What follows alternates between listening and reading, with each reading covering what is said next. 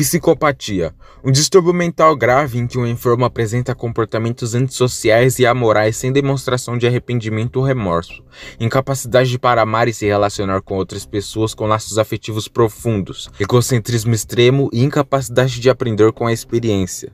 A psicopatia está entre os distúrbios mentais mais difíceis de diagnosticar e detectar.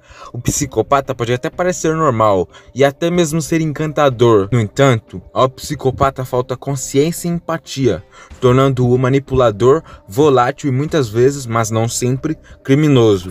Este distúrbio é um objeto de fascínio popular e angústia clínica. A psicopatia adulta é amplamente impermeável ao tratamento, embora existam programas para tratar jovens insensíveis e sem emoção na esperança de impedir que eles se transformem em psicopatas. Os psicopatas são incapazes de formar vínculos emocionais ou sentir empatia real com os outros. Embora muitas vezes tenham personalidades sedutoras ou mesmo charmosas, os psicopatas são manipuladores e podem facilmente conquistar a confiança das pessoas. Eles aprendem a imitar as emoções, apesar da incapacidade de senti-la, e parecerão normais às pessoas desavisadas. Os psicopatas são muitas vezes bem educados e mantêm empregos estáveis. Alguns são tão bons na manipulação e simulação que eles têm famílias e outros relacionamentos de longo prazo, sem que aqueles que o rodeiam suspeitem de sua verdadeira natureza.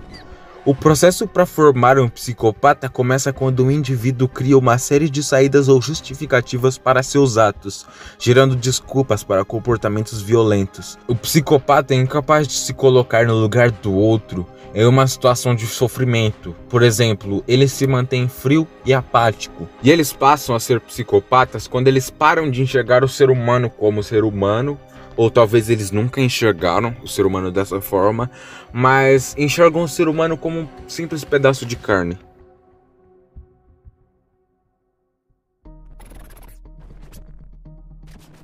Boa lábia.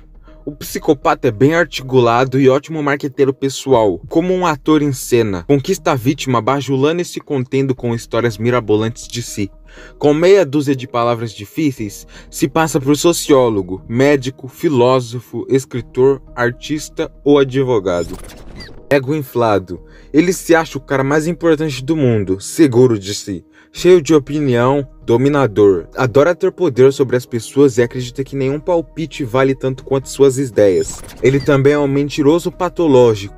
Mente tanto que às vezes nem se dá conta de que está mentindo. Tem orgulho de sua capacidade de enganar. Para ele, o mundo é feito de caças e predadores, e não faria sentido não se aproveitar da boa-fé dos mais fracos. Ele também possui sede de adrenalina, não tolera a monotonia. É difícil ficar encostado num trabalho repetitivo ou num casamento. Precisa viver no fio da navalha, quebrando as regras. Alguns se aventuram em rachas, outros nas drogas e uma minoria no crime. Eles também possuem uma reação estourada. Reage desproporcionalmente ao insulto, frustração e até mesmo ameaça. Mas o estouro vai tão rápido quanto vem, e volta logo a agir como se nada tivesse acontecido. Nem sequer rancor ele consegue guardar. Impulsividade. Embora racional, não perde tempo passando prós e contras antes de agir. Se estiver com vontade de algo, vá lá e consegue tirando os obstáculos de seu caminho. Se passar à vontade, larga todo o seu plano e ao dia de hoje. Comportamento antissocial. Regras sociais não fazem sentido para quem é movido somente pelo prazer. Indiferentemente ao próximo, os que viram criminosos em geral não têm preferências. Gostam de experimentar todo tipo de crime. Ausência de culpa. Por onde passa, deixa bolsos vazios e corações partidos. Mas por que se sentir mal se a dor é do outro, e não dele? Para o psicopata, a culpa é apenas um mecanismo para controlar as pessoas.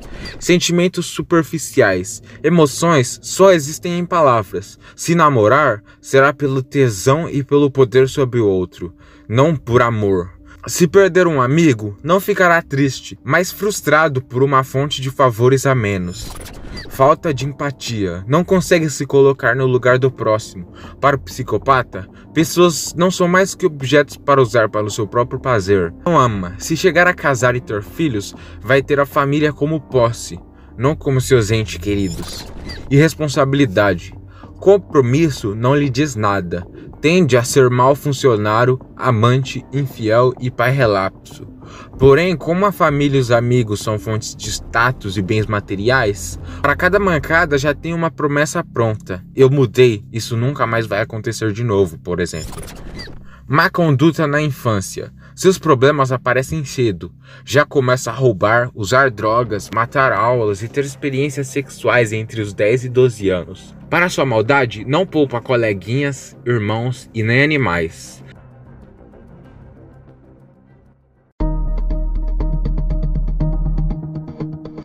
Quando falamos de psicopatia, estamos falando de um espectro. Ela pode ser identificada ou diagnosticada através da utilização do checklist de 20 itens. Desenvolvido por um psicólogo canadense chamado Robert D. Hare.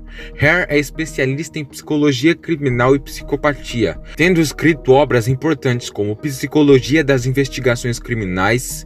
De acordo com a checklist idealizada por Hare, o limiar para a psicopatia clinica-se através da obtenção de uma pontuação de 30 ou mais.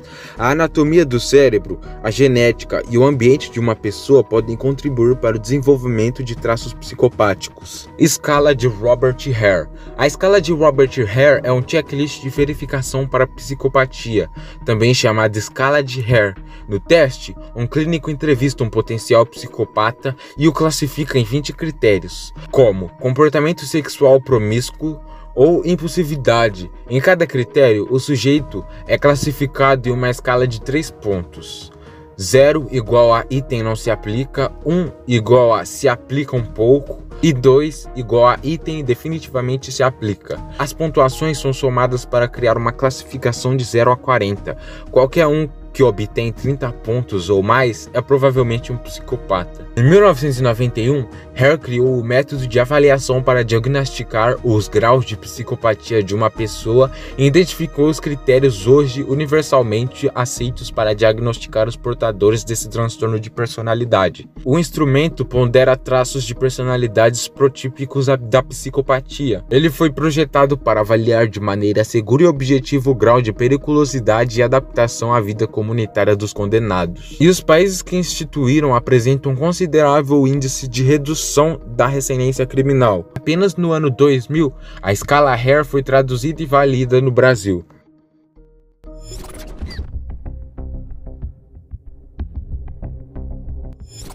Basicamente, os psicopatas têm menos conexões entre o córtex pré-frontal e ventromedial, uma parte do cérebro responsável por sentimentos como a empatia e culpa, e a amígdala, relacionada ao medo e ansiedade. 2 tipos de imagens cerebrais foram coletadas: imagem com tensor de difusão, ou DTI, um tipo de ressonância magnética que obtém imagens de tecidos biológicos a partir da difusão da água entre as células, mostraram uma redução da integridade estadual das fibras de substância branca que ligam o VMPC e a amígdala.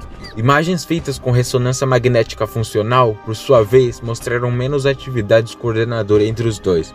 Em outras palavras, essas duas estruturas cerebrais, que os cientistas acreditam serem responsáveis por regular as emoções e os comportamentos sociais, parecem não estar se comunicando como deveria, o que pode ajudar a explicar o comportamento insensível de muitos psicopatas. Segundo Michael Koenig, professor assistente de psiquiatria na Escola de Medicina e Saúde Pública da Universidade de Wisconsin, este é o primeiro estudo a mostrar tanto as diferenças estruturais quanto o funcionamento do cérebro de pessoas diagnosticadas com psicopatia, especialmente os criminosos. O professor de psicologia Joseph Newman, que também participou do estudo, acredita que os resultados podem lançar mais luz sobre a fonte dessa disfunção e sobre as estratégias para tratar o problema. Um estudo anterior, conduzido por Newman e Koenig, já havia mostrado que a tomada de decisões dos psicopatas é semelhante à de pacientes com danos em seu córtex pré-frontal, o que reforça as evidências de que a psicopatia pode estar ligada a um estudo de tomada de decisão,